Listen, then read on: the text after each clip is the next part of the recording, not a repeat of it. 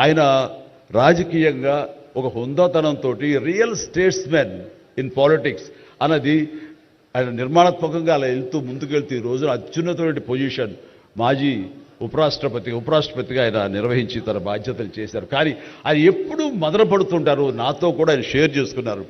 రాజకీయాలు రాను రాను ఇలాగా దుర్భాషలతోటి వ్యక్తిగత విమర్శలతోటి ఇలా దిగజారిపోతున్నాయి చిరంజీవి గారు. ఇది కాదు, ఇది ఆ హుందాతనం ఉండాలి. ఉండి కూడా ఎన్ని సాధించాం మేము. అది ఇదవుతున్నట్టు ఎంత మదన పడుతున్నారంటే వన్ కూర్చున్నప్పుడు ఆయనతో నాతో చెప్పినప్పుడు ఇప్పుడు కూడా అలాగే అయిపోతుంది. అలా అవ్వకుండా ఉంటే బాగుంటుంది అంటే అలాంటి అవ్వకుండా ఉంటే బాగుంటుందన్న ప్రయత్నంలో నేను కూడా మిమ్మల్ని ఇన్స్పిరేషన్గా తీసుకుని నేను వెళ్ళినవాడేనండి.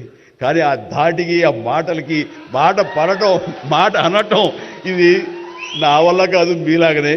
కాబట్టి నేటి రాజకీయాల్లో మనం ఏమైనా అన్ఫిట్ అంటారా? లేకపోతే మనలాంటి వాళ్ళు ఇలాగా ఎగైన్ ప్రతిసారి ప్రతి చోటని చెబుతూ ఉంటే ప్రజలు వాళ్ళు మోటివేట్ అయ్యి అలా దుర్భాషలాడి రాజకీయంగా వ్యక్తిగతంగా విమర్శ చేసే వాళ్ళని కానీ తిప్పి కొట్టగలిగితే ఖచ్చితంగా మీరనుకున్నది నేను అనుకున్నది జరిగి తీరుతుందండి. ఒక వాజ్పేయి గారు ఆ రోజుల్లో స్టేట్స్ మ్యాన్ అంటారు. ఆయనలాగా మళ్ళీ అంత హుందాతనం మళ్ళీ మనం ఈ రోజున మనం వెంకయ్యనాయుడు గారిలో చూస్తున్నాం. అయితే ఆయన రాజకీయంగా కొంచెం విశ్రమించారు కాబట్టి ఈ రోజున ప్రజలే ఆలోచించుకోవాలి.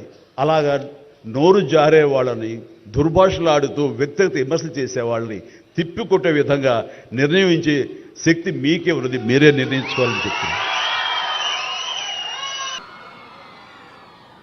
ఇంత అద్భుతంగా అంగరంగ వైభవంగా రాష్ట్రం అంతా ఆడుదాం ఆంధ్రాని జరుగుతుంటే పచ్చ ఛానళ్ళకి తెలుగుదేశం పార్టీ వాళ్ళకి మాత్రం కడుపు మంట తారా స్థాయికి వెళ్ళింది.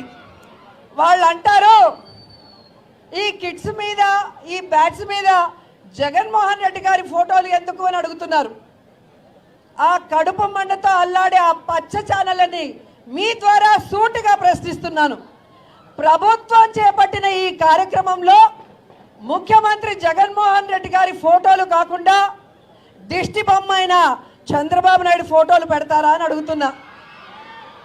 గతంలో చంద్రబాబు నాయుడు అధికారంలో ఉన్నప్పుడు ముఖ్యమంత్రిగా ఆయన ఫోటోలు కాకుండా చిరంజీవి పవన్ కళ్యాణ్ ఫోటోలు వేశారా మీ సంక్షేమ పథకాల మీద కానీ వేరే వాటి మీద అని అడుగుతున్నా. కాబట్టి వాళ్ళు తెలుసుకోవాల్సింది రాబోయే ఎలక్షన్స్ లో ఈ రాష్ట్ర ప్రజలు తెలుగుదేశాన్ని వాళ్ళతో కలిసి వచ్చే పార్టీలతో ఆడేసుకుంటాయి, వాళ్ళని హైదరాబాద్కి తరిమేస్తాయని కూడా ఈ సందర్భంగా తెలియజేసుకుంటున్నాను.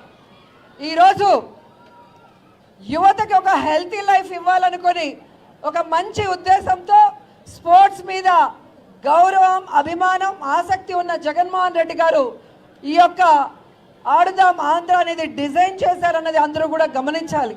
ఎందుకంటే ఈరోజు మనకి ఆరోగ్యంగా ఉండటానికి ఒక ఎత్తు అయితే, రెండవది జాబ్స్లో స్పోర్ట్స్లో రాణించిన వాళ్ళకి ఏ విధంగా మంచి అవకాశాలు ఉంటాయో ఇప్పటికే మీరు చూశారు. మన గవర్నమెంట్లోనే గ్రూప్ 1 పోస్టులు కూడా 4కి ఇవ్వటం మీరు గుర్తించారు. అంతేకాకుండా స్పోర్ట్స్ కోటాల్లో స్పోర్ట్స్ పర్సన్స్కి ఈజీగా కూడా చాలామంది జాబ్స్ తీసుకొని రావటం మీరు చూస్తున్నారు.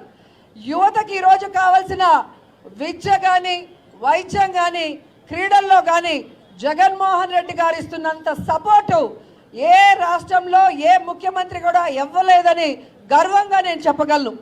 ఇంత గొప్ప అవకాశాన్ని క్రీడా శాఖకి ఇచ్చినందుకు క్రీడా శాఖ తరఫున క్రీడాకారుల తరఫున మనస్ఫూర్తిగా జగన్మోహన్ రెడ్డి గారికి కృతజ్ఞతలు తెలియజేసుకుంటూ ఈరోజు ఇక్కడ పోటీకి వచ్చిన క్రీడాకారులు అందరూ కూడా మీ డిస్ట్రిక్ట్స్కి మీ కాలేజెస్కి మంచి పేరు తీసుకొచ్చే విధంగా పోటీ పడి గెలవాలని కూడా కోరుకుంటున్నాను.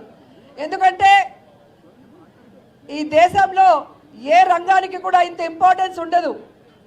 ఒక క్రీడా రంగానికి మాత్రమే ఆ ఇంపార్టెన్స్. ఏంటంటే మీరు మీ జిల్లా కోసం, రాష్ట్రం కోసం, దేశం కోసం ఆడే అవకాశం వస్తుంది.